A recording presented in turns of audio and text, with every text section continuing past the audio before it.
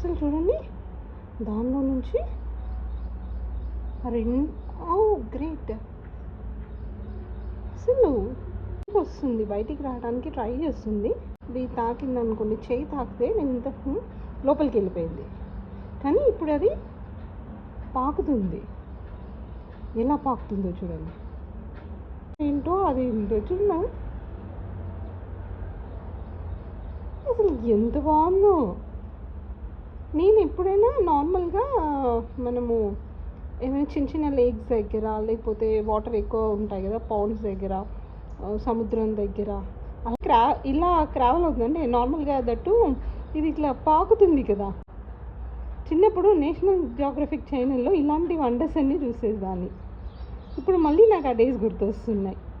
So wonderful really.